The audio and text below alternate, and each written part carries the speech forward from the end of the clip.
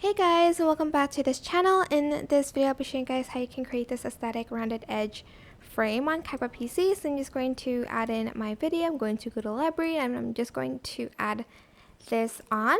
I'm also going to freeze frame it and I'm going to delete the rest of the clip. Then I'm just going to go to mask and I'm just going to select the rectangle and I will reverse that.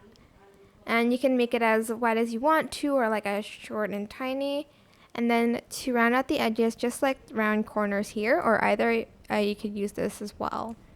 And there you'll have this really aesthetic frame. You can add in filters and effects for it as well if you'd like to. Maybe like underneath the frame so that it won't get affected by the filter. But yeah, that is it. Hope this tutorial was helpful for you guys. Don't forget to like, comment, share, also subscribe to this channel if you haven't done that already. If you have any more questions, just leave it in the comment section down below. I will try my best to answer them all for you guys.